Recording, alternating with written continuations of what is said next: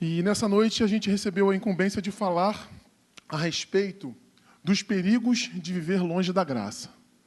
Temos aprendido desde o início desse ano a respeito da graça, temos sido edificados pela graça.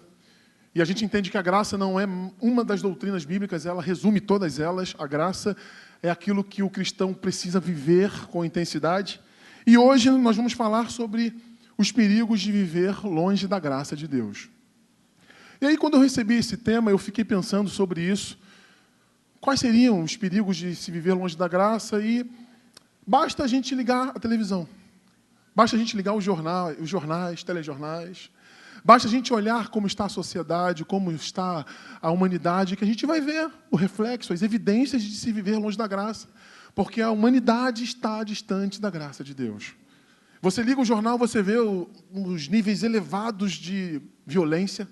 Temos vivido dias, principalmente no Rio de Janeiro, como há muito tempo não vivíamos. Isso é reflexo de uma sociedade distante da graça. Temos visto a corrupção do nosso país como nunca se evidenciou na nossa nação. Isso também são evidências de uma nação que vive longe da graça. Mas nessa noite eu queria trazer para os irmãos, para a nossa reflexão, para que a gente possa, instruídos pelo Espírito Santo de Deus, a gente refletir um pouquinho sobre o perigo de viver longe da graça dentro do Evangelho. O perigo de viver longe da graça dentro da igreja. O perigo de viver longe da graça denominando-se cristão. E aí eu queria que o Alexandre abrisse para a gente aí, para todos nós lermos a mesma versão, Lucas, capítulo 22, versículo 31. Se você quiser ler, abrir sua Bíblia, mas o Alexandre vai abrir aqui, nós vamos ler aqui para que todos os irmãos entendam a mesma versão. Lucas 22, 31 ao 34. Um texto riquíssimo, riquíssimo. Só para você se situar aqui antes de nós lermos o texto, aqui Jesus está juntamente com os seus discípulos num jantar informal, na última ceia, e após passar muitas instruções ali para os seus discípulos, comentar com os seus discípulos o que haveria de vir sobre ele, horas à frente, ele aqui começa a traçar um diálogo muito íntimo com Pedro. Ele traça um diálogo assim muito profundo com Pedro e nós vamos ler a partir daí. Diz o seguinte: disse também o Senhor, Simão, Simão, eis que Satanás vos pediu para vos cirandar como trigo. Mas eu roguei por ti, para que a tua fé não desfaleça. E tu, quando te converteres, confirma os teus irmãos. E ele lhe disse: Senhor, estou pronto a ir contigo até a prisão e a morte. Mas ele lhe disse: digo-te, Pedro, que não cantará hoje o galo antes que 3 vezes negues que me conheces. Irmãos, como eu já comentei, esse eu acho que é um texto que traz uma riqueza muito grande para nós, cristãos, nos dias de hoje. Nós que servimos a Cristo, que estamos aqui caminhando, frequentando os cultos de domingo, o culto de quarta, a oração de segunda, a consagração de sexta-feira. E aqui a gente se depara com o nosso Mestre, o nosso Salvador, o nosso Senhor, Deus conosco, virando para Pedro e dizendo: Pedro, Satanás pediu permissão para cirandar com vocês. Satanás pediu permissão para peneirar vocês como trigo. Ferirei o pastor e as ovelhas se dispersarão. E aí a gente vê que Deus, Jesus Cristo, tem uma preocupação com Pedro exclusivamente. Ele diz: Pedro, Satanás recebeu autorização para peneirar vocês, para provar vocês, mas eu roguei por ti, Pedro. Eu roguei especificamente por você, Pedro, para que a tua fé não desfaleça. Irmãos, estamos falando de quem? Do apóstolo Pedro.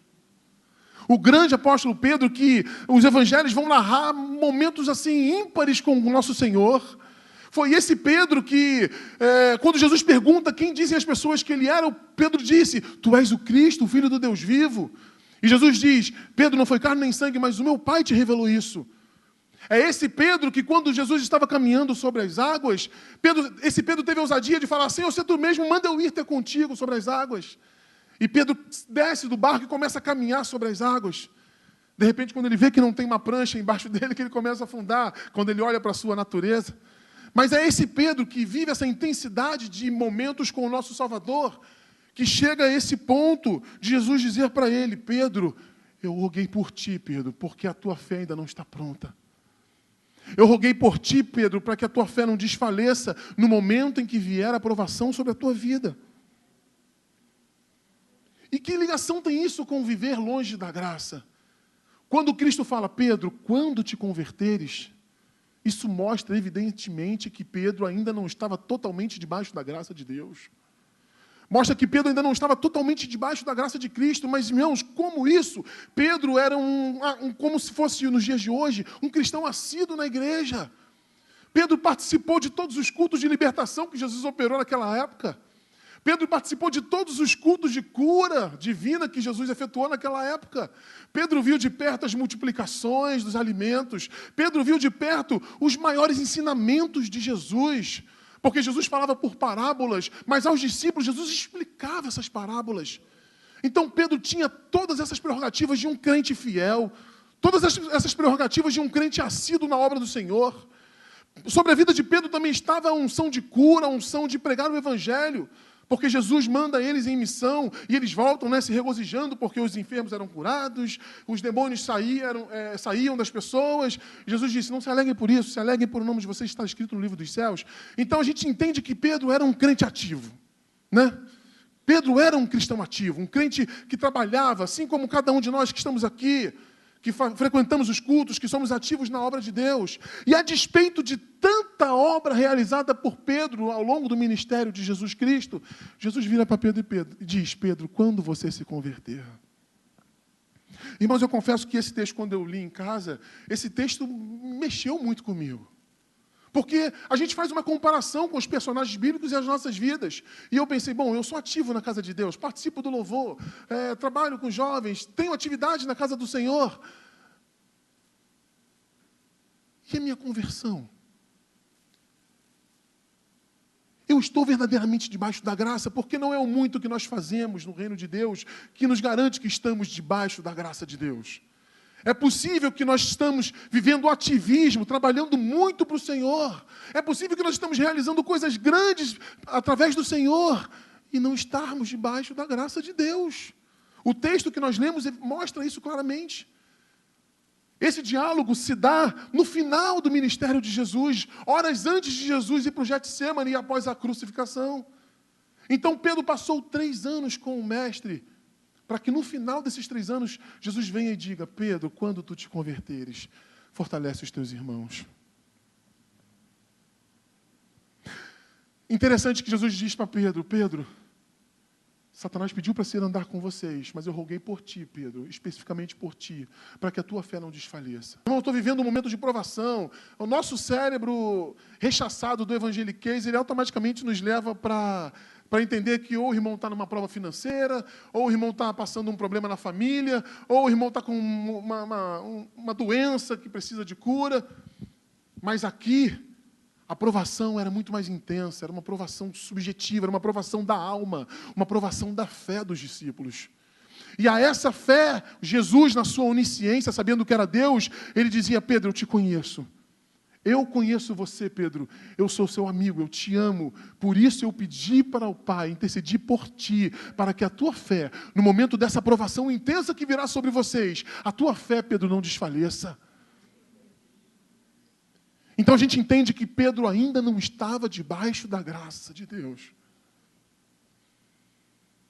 Essa fala de Jesus: quando tu te converteres, Pedro, nos mostra que Pedro estava longe da graça de Deus, mesmo estando ativo no reino do Senhor. E quando Jesus fala: Pedro, quando tu te converteres, é porque na onisciência de Deus, de Jesus Cristo, sendo Deus, ele sabia que a conversão verdadeira aconteceria na vida de Pedro. Ele sabia que Pedro viveria essa transformação, essa conversão genuína. Porque, meus queridos irmãos, a verdadeira conversão, eu entendo que ela não... Um crente, uma pessoa quando se converte de verdade, quando ela tem um encontro real com a graça, ela não consegue voltar atrás. Porque ela é transformada. Ela não apenas muda o seu conceito de vida, ela não apenas adotava uma filosofia e agora ela passa a adotar outra filosofia, não. Ela é totalmente transformada por esse evangelho. É transformação, não é mudança, é transformação. Porque uma mudança você pode voltar atrás. Você tem um carro e você decide trocar por outro carro, se você não gostar, você pode vender e comprar aquele carro que você tinha, aquele modelo de novo. Você está num relacionamento conjugal e, por infelicidade, você se separa e você vai para outro relacionamento e você vê que você fez uma burrada muito grande, que era melhor você ter permanecido no antigo, e você pode terminar e tentar reatar, é possível. Agora, transformação é irreversível. E isso que é o ato de conversão na vida do crente. Essa transformação que mexe com o nosso caráter, trabalha na nossa personalidade. É essa transformação que Jesus Cristo estava falando. Pedro, quando essa transformação acontecer na tua vida, Pedro, eu preciso que você fortaleça os teus irmãos. E aí, eu trazendo isso para as nossas vidas, para a minha vida, eu pensei, Senhor, não me deixe jamais, Senhor, estar enganado na tua casa. Não me deixe jamais estar enganado, Senhor, no teu reino. Trabalhando para o Senhor, mas sem estar totalmente debaixo da graça de Deus, sem estar totalmente vivenciando essa maravilhosa graça, com todas as implicações que ela tem. Porque Cristo nos chama, meus irmãos, para um relacionamento muito mais íntimo, muito mais profundo do que a religiosidade nos oferece. A proposta da graça, para nós que estivermos debaixo dela, é viver um relacionamento com Deus íntimo, sabe, um relacionamento com Deus de amigo, um relacionamento onde Cristo vai conosco cada dia, guiando-nos passo a passo, dando-nos direção de cada situação que a gente viva.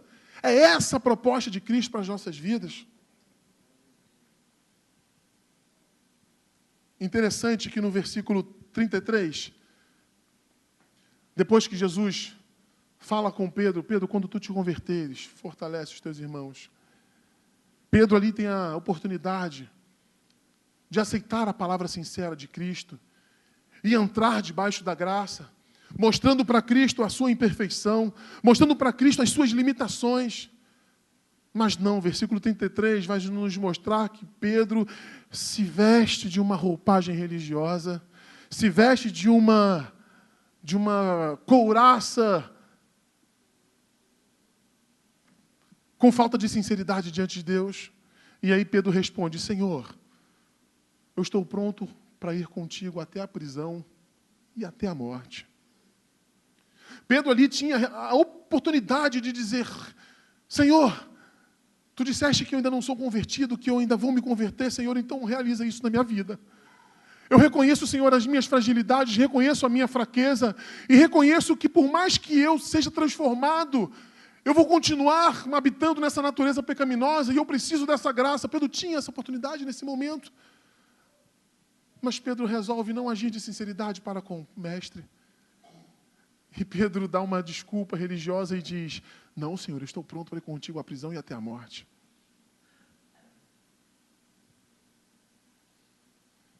A graça, meus irmãos, estar debaixo da graça nos propõe um relacionamento de sinceridade com o nosso Pai. Estar debaixo da graça e não longe dela nos proporciona momentos de sinceridade, onde você não precisa tentar mostrar para Deus algo que você não é e não consegue ser. A graça, ela tira esse peso das nossas vidas de tentar mostrar para Deus algo que a sociedade espera de nós, algo que a igreja espera de nós, e nós nos colocamos numa posição confortável onde eu reconheço que sou falho, mas a graça de Cristo me fortalece, a graça de Cristo me restaura dos meus pecados, a graça de Cristo me faz caminhar com Ele. Mas quando se está longe da graça, você não tem isso. Quando estamos distantes da graça de Deus, nós não conseguimos isso. Nós não vivemos isso, nós não vivemos essa oportunidade de nos descansarmos nos braços dEle e saber que Ele, caminhando conosco, nos ajudará a vencer as nossas lutas, as nossas mazelas, os nossos pecados, a nossa inclinação para o mal. Quando a gente vê o apóstolo Paulo dizendo, aquilo que eu quero fazer eu não faço, o bem que eu quero fazer eu não faço, e o mal que eu não quero, esse eu faço, a gente acha que Como isso? O apóstolo Paulo, um homem que diz, não mais vivo eu, mas Cristo vive em mim. Como pode isso na vida desse discípulo, desse apóstolo do Senhor? E a gente vai ver que essa é uma guerra constante das nossas vidas. Nós, cristãos, que estamos debaixo da graça, nós vivemos essa guerra constante. Eu, pastor Roberto, qualquer um de nós aqui, não podemos jamais chegar aqui e passar uma postura para vocês de infalíveis, de super-homens, de super-crentes. Todos nós somos homens e mulheres falhos, limitados, facultados à queda, mas a graça de Cristo nos mantém de pé. É a graça de Cristo que nos fortalece. É a graça do Senhor que todos os dias, se porventura eu der uma escorregada, é essa graça que, através do Espírito Santo, compunge o meu coração para que eu possa me arrepender e voltar para o caminho que Cristo nos propõe. Mas quando não se está debaixo da graça, quando se está longe da graça, nós não vivemos essa atuação do Espírito Santo dentro das nossas vidas. Quando estamos debaixo da graça, o Espírito Santo que habita em nós, ele se torna pujante dentro de nós. Ele torna-se atuante dentro do nosso coração. Existe um versículo que muitas pessoas gostam de reproduzir, mas porém não todo. Porque Deus é poderoso para fazer infinitamente mais do que pedimos ou pensamos. Aleluia, glória a Deus. Mas o versículo diz, segundo o poder que em nós opera. Que poder é esse? É o poder do Espírito Santo que habita em nós. Se esse poder não for operante nas nossas vidas, se esse poder for inoperante nas nossas vidas, nós não veremos Deus agir além do que pedimos ou pensamos. É a palavra que diz isso. E quando se está debaixo da graça, o Espírito Santo não é operante dentro de nós. É por isso que nós precisamos entender essa graça. É por isso que nós precisamos viver debaixo dessa graça. Porque longe dessa graça, a nossa vida é de queda em queda, de fracasso em fracasso, de tristeza em tristeza, de solidão em solidão.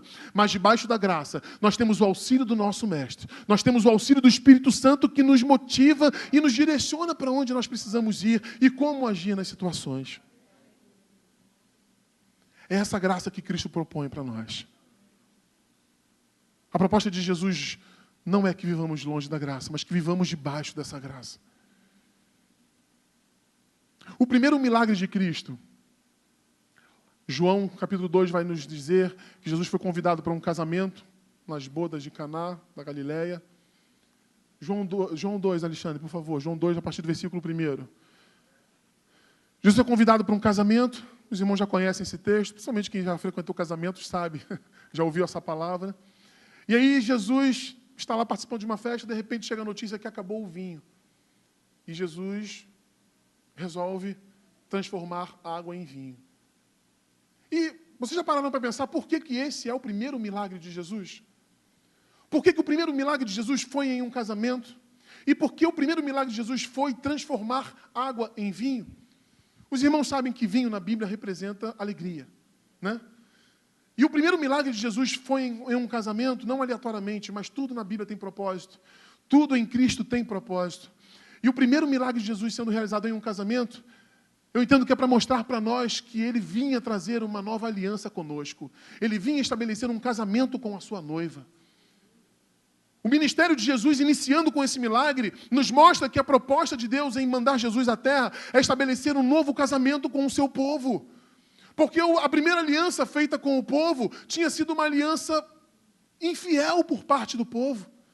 Tinha sido uma aliança não cumprida por parte do povo.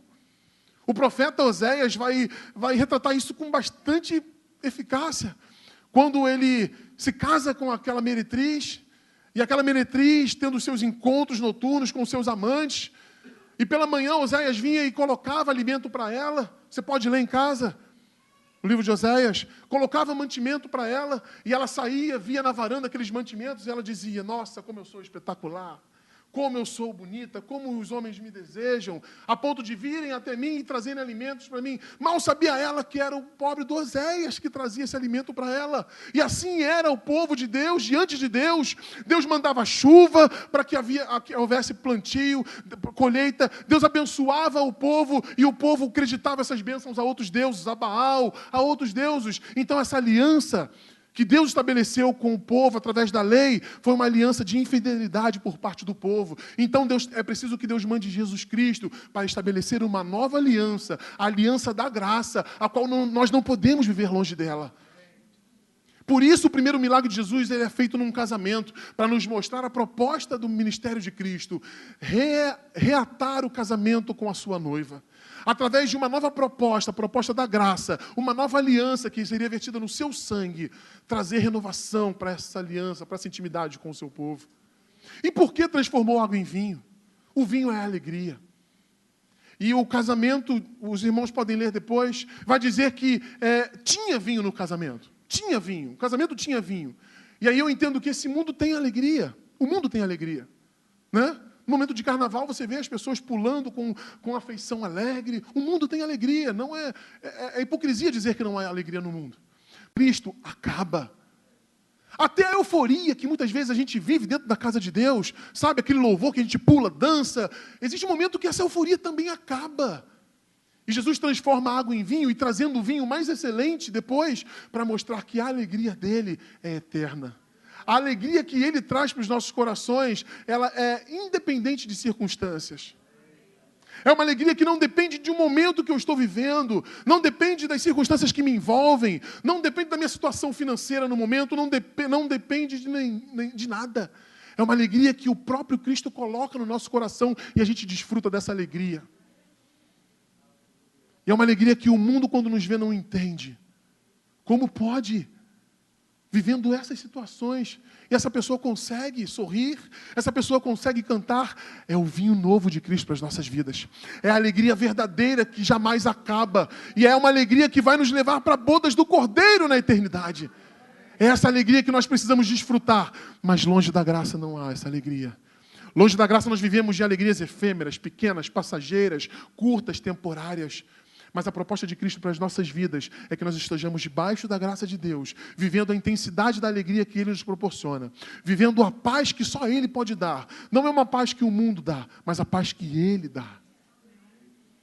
Esses são os benefícios de viver debaixo da graça de Deus. Desfrutar de pleno gozo, desfrutar de alegria na presença do Senhor. Mas voltando para o texto que nós lemos, do diálogo de Jesus com Pedro, como eu falei, Pedro tinha ali a oportunidade de chegar para Jesus e dizer: Senhor, realmente me perdoa. Eu falei que estava pronto para ir contigo até a prisão e até a morte, mas eu falei sem pensar, porque agora eu pensei um pouquinho, Senhor, e realmente eu ainda não alcancei esse nível. Trabalha no meu coração, converte meu coração, me coloca debaixo da Tua graça, Senhor. Eu reconheço que durante 3 anos eu caminhei contigo, eu estive ativo no Teu ministério, realizei tantas coisas contigo, Senhor, mas eu ainda não alcancei esse nível de estar totalmente debaixo da Tua graça. E eu quero isso. Pedro teve essa oportunidade, mas não. O versículo 33 vai dizer que ele usou de falta de sinceridade com o mestre. Talvez, não crucificando Pedro antes do tempo, a gente pode até entender que Pedro falou isso por não se conhecer, por não conhecer a si mesmo. Mas fato é que ainda não estava totalmente debaixo da graça. Porque debaixo da graça a gente não tem presunção a nosso respeito. Debaixo da graça nós reconhecemos quem somos. Como diz o salmista, que Deus reconhece a nossa estrutura e se lembra que nós somos pó. Debaixo da graça nós temos o entendimento de que nós somos. Nós temos o entendimento da nossa miserabilidade, como o apóstolo Paulo diz: miserável homem que sou, quem me livrará do corpo desta morte? Mas graças a Deus em Cristo Jesus. Debaixo da graça nós nos consideramos pequenos, mas temos a graça de Cristo que nos torna grandes nele. Temos a graça dele que nos permite dizer: posso todas as coisas naquele que me fortalece. Mas somente debaixo da graça de Deus.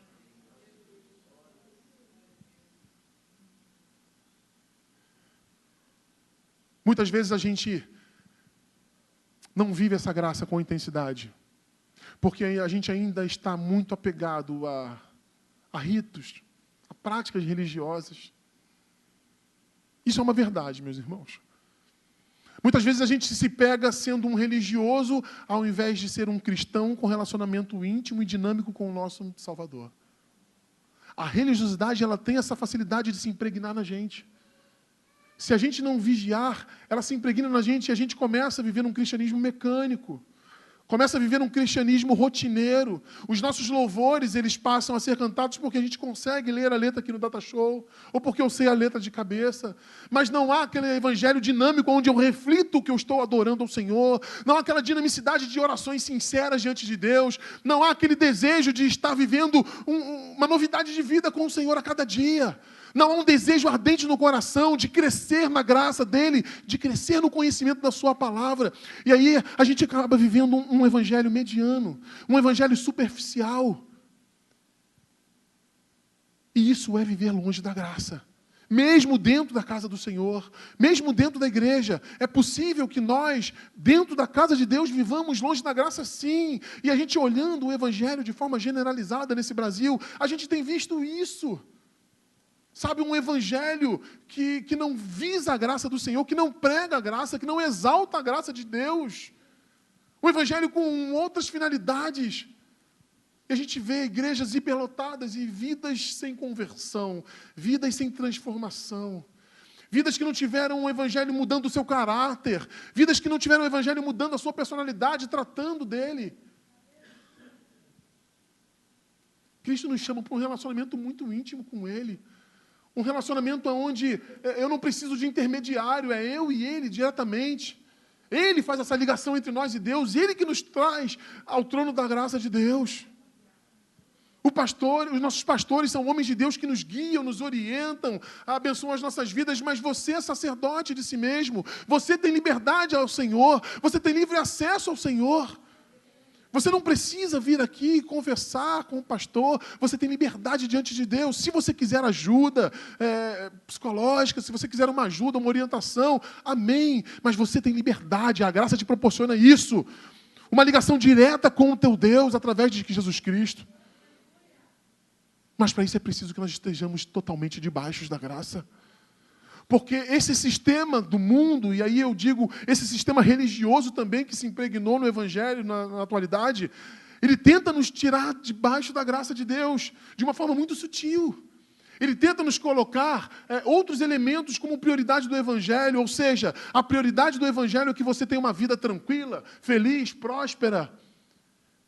Isso também é evangelho, isso também é cristianismo, mas não pode ser a prioridade. A nossa prioridade precisa estar debaixo da graça de Deus. Precisa ser dominado pelo Espírito Santo de Deus, dirigido pelo Espírito Santo de Deus, para que possamos naquele dia estar diante do Senhor e falar muito obrigado, Senhor, porque foi o Teu Espírito Santo que me conduziu até aqui. É preciso estarmos debaixo da graça do nosso Deus. É preciso vivermos essa intensidade da graça. Como eu disse aqui, a graça não é mais uma doutrina bíblica, meus queridos. A graça é a razão de nós estarmos aqui. A graça de Cristo, nós temos aprendido, e eu louvo ao Senhor por isso ao longo desse ano. A graça, ela nos mostra que nós não merecíamos nada. Não merecíamos nenhuma bênção, nenhuma benevolência por parte de Deus. Mas Ele olhou para nós com amor de misericórdia e nos alcançou com a sua graça. Aleluia! Quem aqui se acha digno da graça? Não somos dignos. Não somos merecedores. A gente aprende na escola dominical que graça é favor imerecido.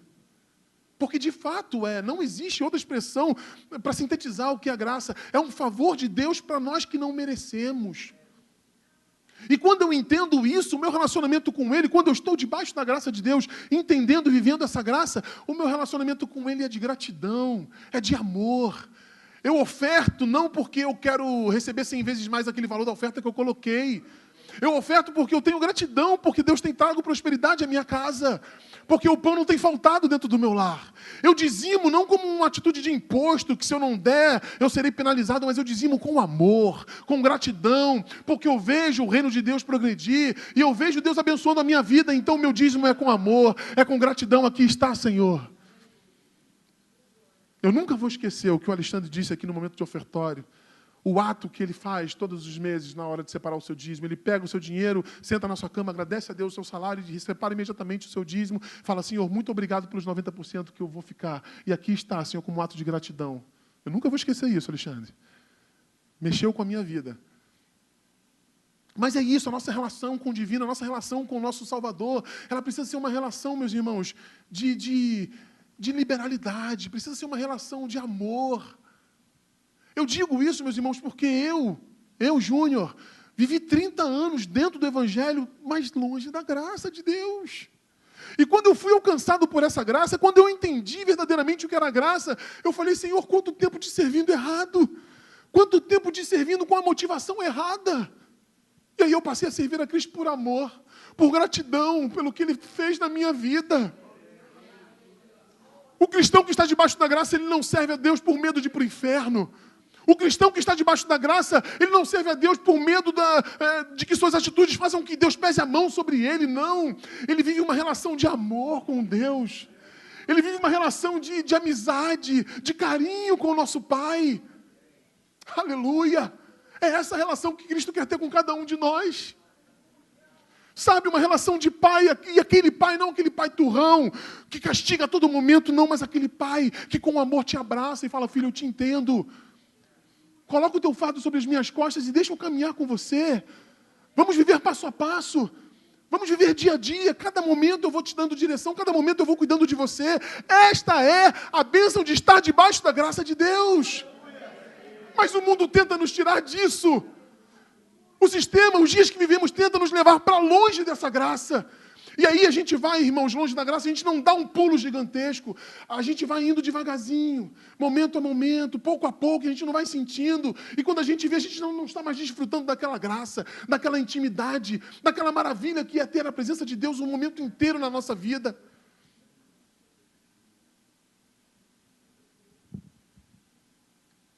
Eu estou fazendo uma experiência dirigindo Uber, e quantas pessoas entram no meu carro, irmãos?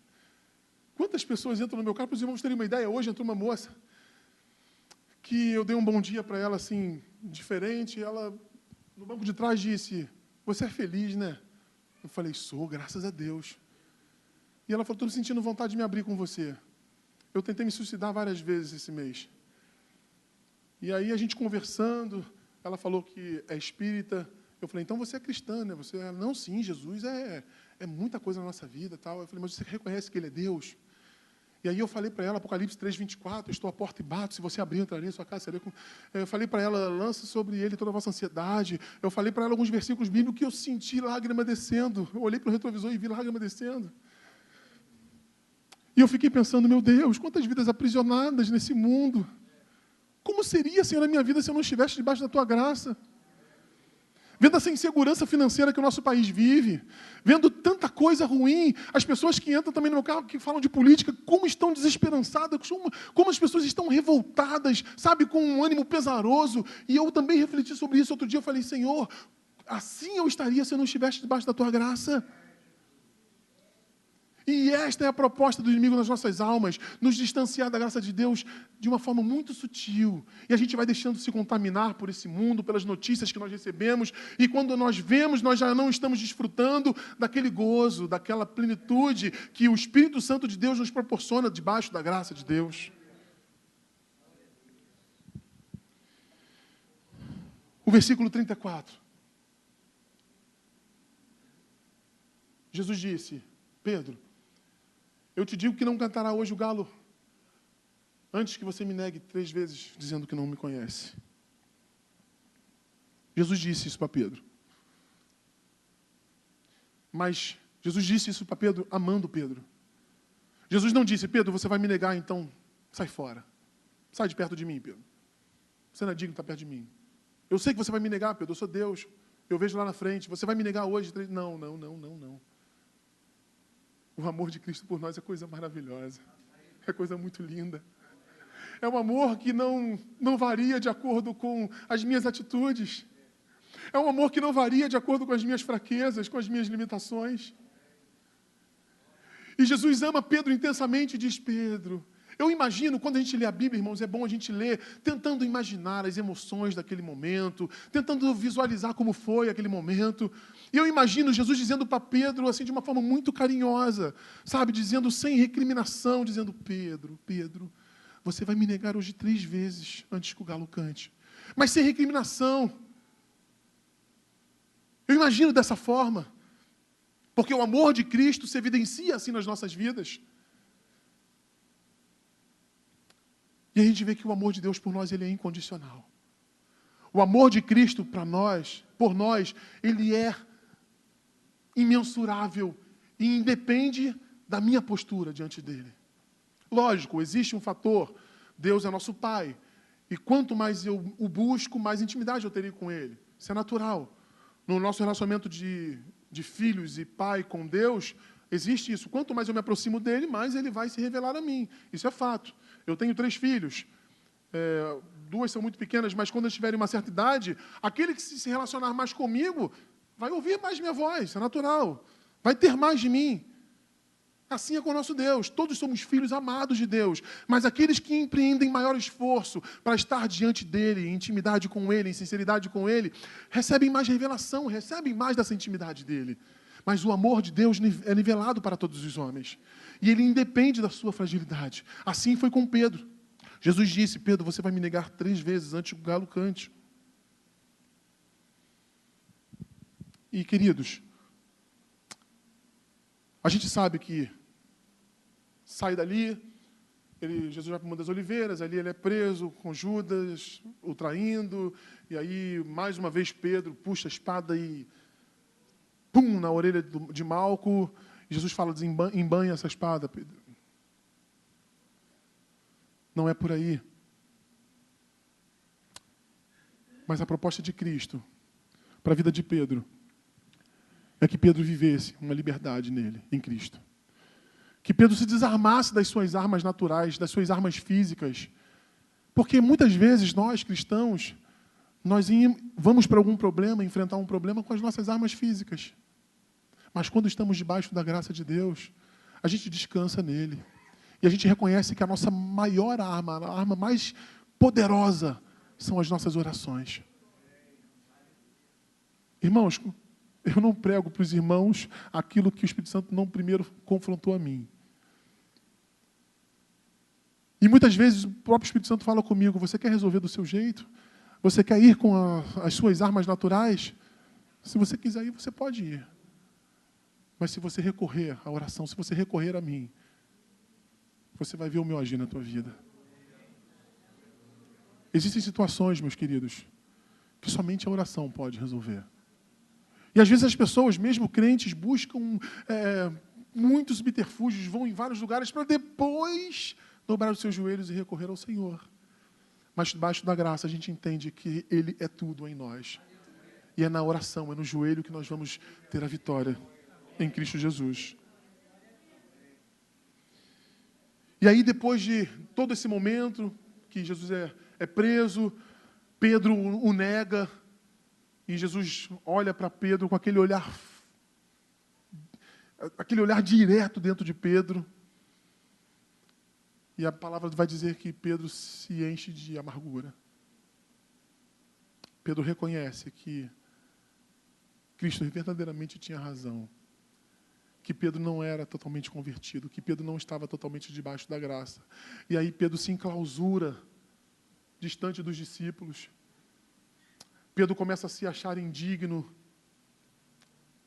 dos 3 anos que ele passou com Cristo, por no momento de provação não ter demonstrado uma relação de quem está totalmente debaixo da graça de Deus. E quando Jesus ressuscita, ele diz o que para as mulheres? Avisem os discípulos e também a Pedro. O cuidado de Cristo de forma individual com a nossa vida. Aqui nós estamos no coletivo adorando ao Senhor, o Ricardo ministrou louvor, nós todos cantamos em uma só voz coletivamente, mas o nosso Deus é um Deus que trabalha na individualidade. É um Deus que trabalha na sua subjetividade. Sabe? Ele conhece o temperamento do pastor Roberto e conhece o temperamento do pastor Eliel. Estão totalmente diferentes um do outro. Deus trabalha com o pastor Roberto de acordo com o temperamento dele e Deus trabalha com o pastor Eliel de acordo com o temperamento dele. Assim é o nosso Deus. Ele respeita as suas subjetividades. Ele respeita as suas particularidades. E Ele caminha contigo, te auxilia dentro da sua maneira de viver, dentro da sua vida. Esse é o nosso Deus. Mas para isso é preciso que estejamos debaixo da graça de Deus. Porque longe da graça de Deus nós não temos esse direcionamento. Nós não temos esse relacionamento. E aí a gente vai ver que depois de tudo isso acontecer, Pedro verdadeiramente se converte. Pedro verdadeiramente encontra a graça de Cristo. Ou melhor, é alcançado por esta graça. A gente vai ver um Pedro totalmente diferente daquele Pedro que, hora antes, negou a Cristo. E por isso que nós precisamos não viver longe da graça de Deus. Porque dentro da igreja, sendo cristãos, frequentando a casa de Deus, longe da graça de Deus, nós não temos ousadia.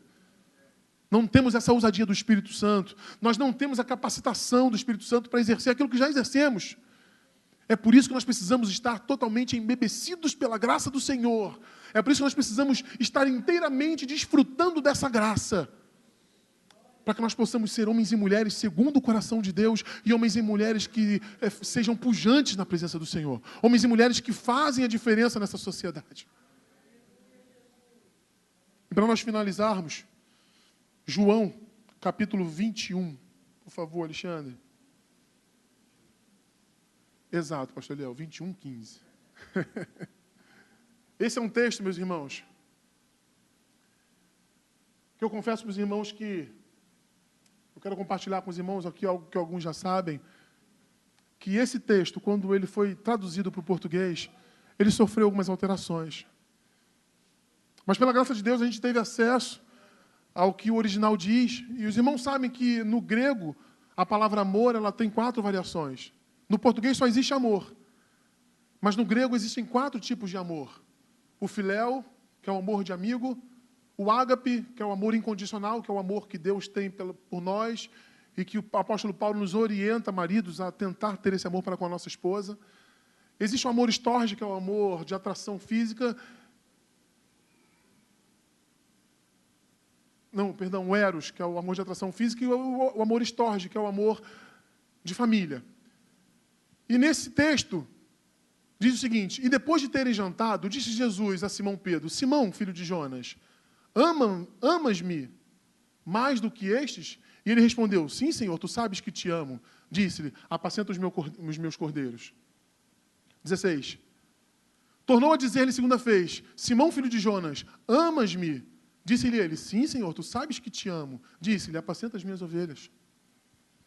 Disse-lhe terceira vez: Simão, filho de Jonas, amas-me? Simão entristeceu-se por lhe ter dito terceira vez: amas-me? E disse-lhe: Senhor, tu sabes tudo. Tu sabes tudo, tu sabes que te amo. Jesus lhe disse: apacenta as minhas ovelhas. No original, meus irmãos, no grego, Jesus pergunta pela primeira vez: Pedro, tu me amas com amor ágape? Tu me amas com amor incondicional? Aquele amor que você disse lá atrás, que você me amava, e depois você me negou 3 vezes? E Pedro disse: Senhor, eu te amo com amor filéu. Eu te amo com amor de amigo. Eu te amo, Senhor, com intensidade, mas eu te amo como um amigo. Eu não consigo ainda te amar com amor incondicional, como o Senhor me amou. E aí Jesus diz: tudo bem, Pedro, apacenta as minhas ovelhas. Novamente Jesus pergunta: Pedro, tu me amas com amor ágape? Pedro: Senhor, eu te amo com amor filéu. Se você um dia tiver a oportunidade de recorrer ao original, você vai ver. E aí Jesus diz: tudo bem, Pedro, apacenta as minhas ovelhas. Na terceira vez, Jesus pergunta: Pedro, tu me amas com amor filéu mesmo? Aí Pedro se entristece: Senhor, lá atrás eu falei que te amava com amor incondicional e eu falhei.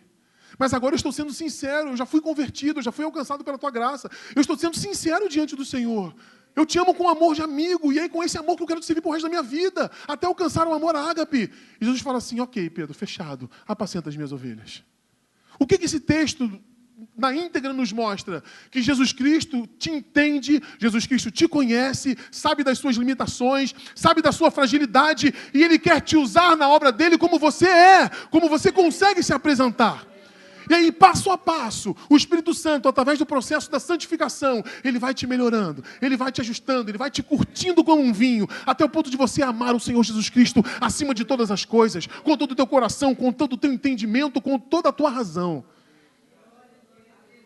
Mas isso é uma artimanha de Satanás, nos colocando longe da graça, falando para nós que por nós sermos imperfeitos, por nós não conseguirmos amar a Deus com amor incondicional como Ele nos amou, que nós não podemos caminhar com Ele. Isso é mentira de Satanás. O Espírito Santo de Deus diz para a tua vida nessa noite, que Jesus reconhece a tua vida, Ele reconhece você do jeito que você é, Ele te conhece na sua subjetividade, na sua interioridade.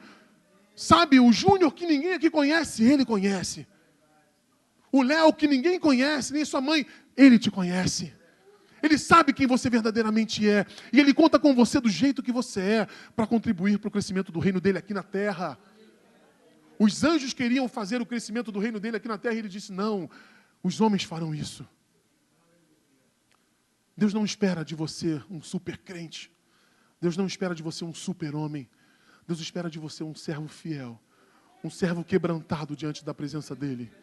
Um servo que se permite ser cheio dele, para que o poder dele se aperfeiçoe nas tuas fraquezas, para que o poder dele se aperfeiçoe nas suas limitações, e você seja uma potência nas mãos dele.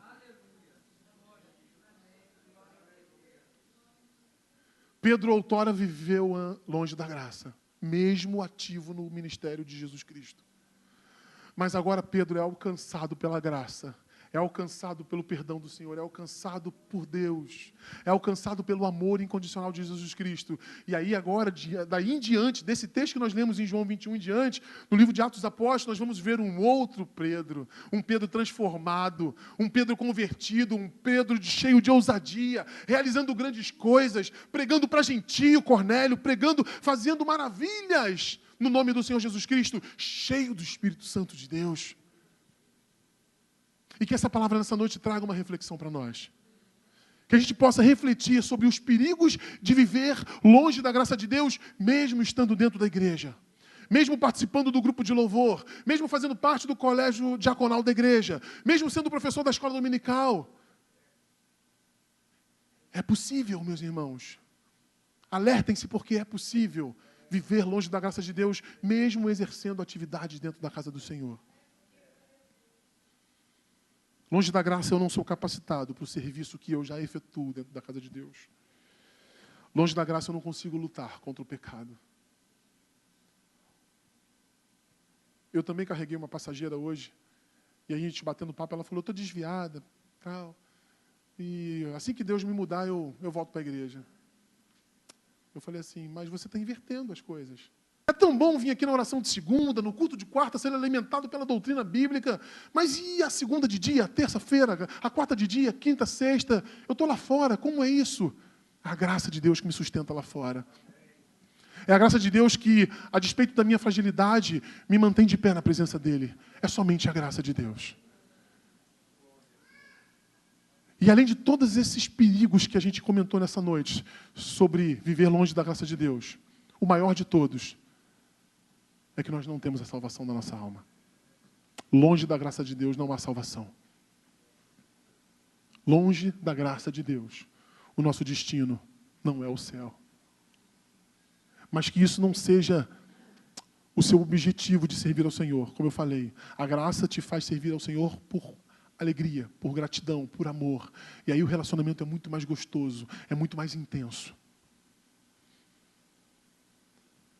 Para finalizarmos nessa noite, meus queridos, eu peço a Deus que o Espírito Santo de Deus trabalhe nas nossas vidas, para que nós possamos, mesmo em meio aos dias que vivemos, para que nós possamos, às vezes mesmo envolto por tantas atividades, jamais deixar de viver a intensidade da graça de Deus. Jamais se permitir ser um religioso dentro da igreja, mas viver a intimidade com Deus. Viver essa coisa gostosa que é se relacionar com Deus de forma intensa, de forma íntima. Porque essa é a proposta de Cristo, através da graça para as nossas vidas. Que o Espírito Santo fale conosco ao longo dessa semana. Amém.